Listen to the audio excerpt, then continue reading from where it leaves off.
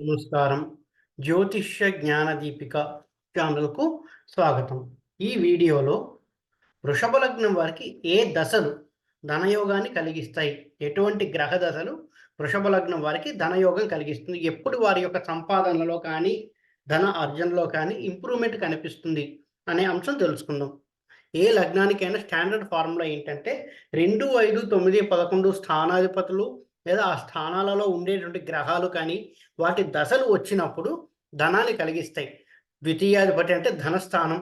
అది ప్రామినెంట్‌గా డబ్బులు ఇచ్చేటటువంటిది. ఆ గ్రహ దశ వచ్చినప్పుడు లేదా పంచమాధిపతి అంటే కోణస్థానం.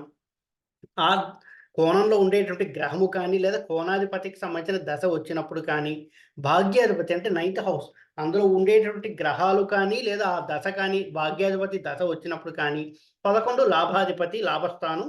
సో, లాభాధిపతి దశ కానీ, స్థానంలో ఉండేటువంటి గ్రహ దశ కానీ వచ్చినప్పుడు, ధన సంపాదనలో ఇంప్రూవ్‌మెంట్ అనేది బాగా కనిపిస్తూ ఉంటుంది. అంటే డబ్బులు ఎక్కువగా జీతం పెరగడం, లేదా లాభాలు రావడము ఇటువంటివన్నీ కనిపిస్తూ ఉంటాయి.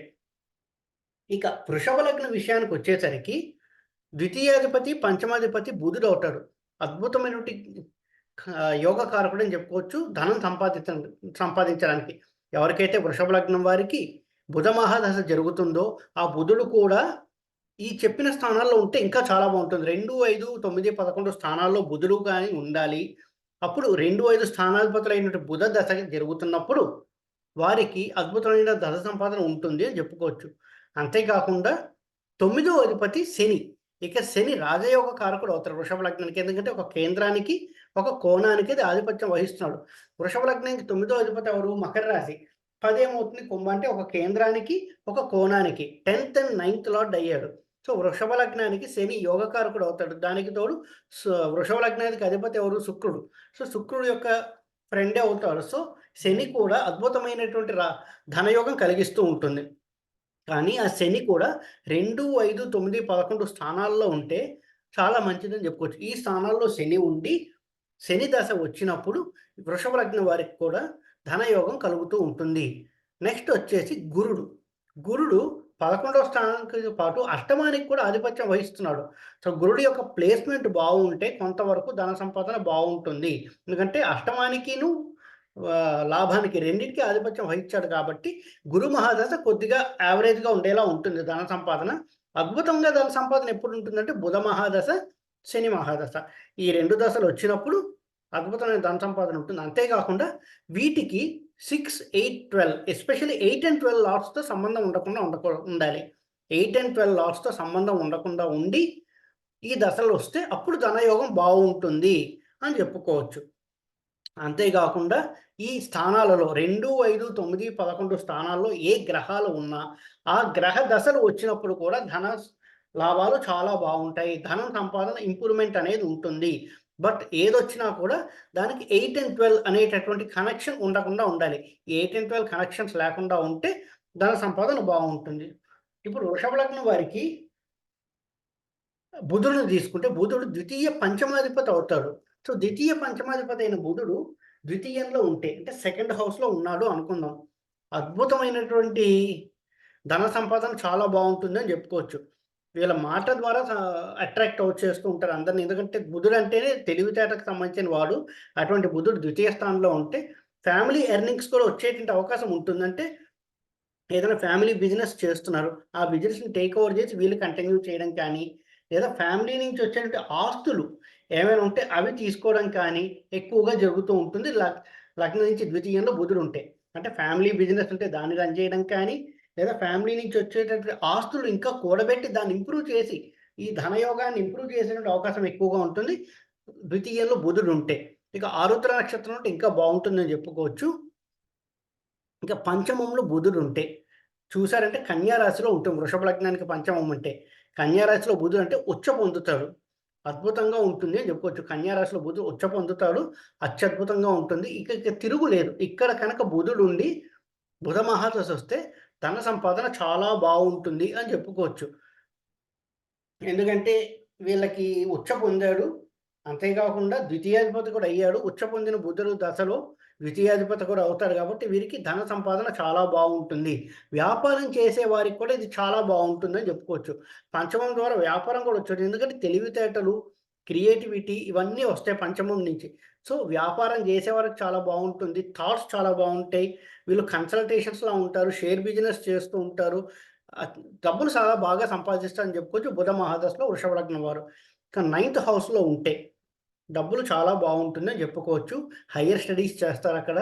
అంతేకాకుండా ఫారిన్ ట్రిప్స్‌కెళ్ళే అవకాశం ఎక్కువగా ఉంటుంది. నైన్త్ హౌస్‌లో బుధుడుంటే ఎక్కువగా ఫారిన్ ట్రిప్స్‌కెళ్ళి రావడము, హైయర్ స్టడీస్ చేయడము, డబ్బు సంపాదన చాలా బావుంటుంది. ఆస్తులు, తండ్రి నుంచి వచ్చేటువంటి ఆస్తులు ఎక్కువగా వచ్చే అవకాశం ఉంటుంది.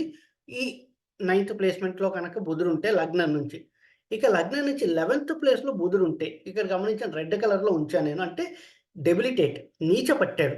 నీచ భంగం జరిగితే చాలా బావుంటుంది. నీచ భంగం జరిగితే అత్యద్భుతంగా ఉంటుందని చెప్పుకోవచ్చు. బుధ మహాదశ అంటే షేర్ మార్కెట్‌లో డబ్బులొస్తాయి. బిజినెస్ చేస్తుంటే డబ్బులొస్తాయి. ఏది ముట్టుకున్నా డబ్బులొస్తుంటాయి. బట్ నీచ పడితే మాత్రము, నీచ భంగం జరక్కపోతే మాత్రము కాస్త జాగ్రత్తగా ఉండాలి. డబ్బులు రావడం సంగతి తర్వాత, ఉన్న డబ్బులు కూడా ఖర్చయిపోయే అవకాశం కొద్దిగా కష్టాలు పడే అవకాశం ఎక్కువగా ఉంటుంది. బుధుడు నీచ పడితే ఇక్కడ వీళ్ళ ఆలోచన తీరు డిఫరెంట్‌గా ఉంటుంది. వీళ్ళు చేసే పనులు ఎక్కువగా ఫెయిల్యూర్స్‌కెళ్తూ ఉంటాయి. బుధుడు నీచ పడితే.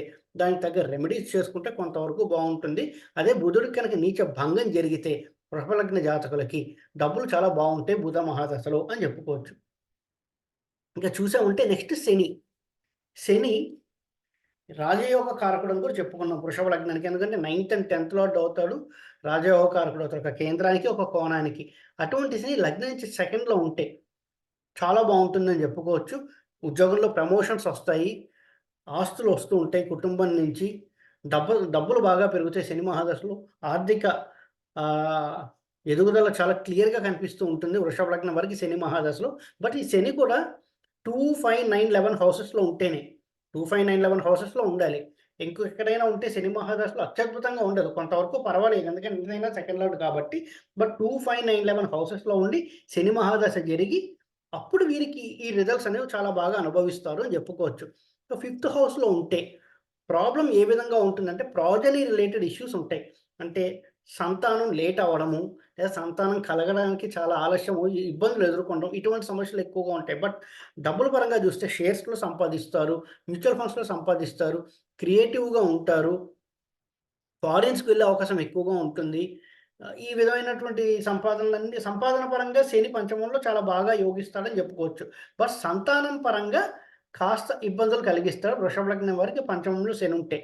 పంచమంలో ఎప్పుడైనా సరే పాపగ్రహాలు ఏవైనా ఉంటే కొంత ఇబ్బందులనేవి తప్పవు సంతాన పరంగా. డబ్బుల పరంగా బావుంటుంది. బట్ సంతాన పరంగా బావుండదు. ఇక నైన్త్ హౌస్‌లో శనుంటే మకర రాశి వారి స్వక్షేత్రం అయింది. ఫారిన్‌కి వెళ్ళడానికి ఎక్కువగా అవకాశం ఉంటుంది. అంటే హైయర్ ఎడ్యుకేషన్ కావచ్చు, ఉద్యోగంలో కావచ్చు, ప్రమోషన్స్ రావడానికి కావచ్చు, ఫారిన్ వెళ్తారు. ఉద్యోగంలో ఎదుగుదల బావుంటూ ఉంటుంది. డబ్బులు బాగా సంపాదిస్తారు. ఆస్తులు వస్తూ ఉంటాయి. కుటుంబం నుంచి కానీ, తండ్రి నుంచి కానీ సపోర్ట్ బావుంటుంది. ఆస్తిపరంగా బావుంటుంది. అన్ని విధాలుగా బావుంటుంది.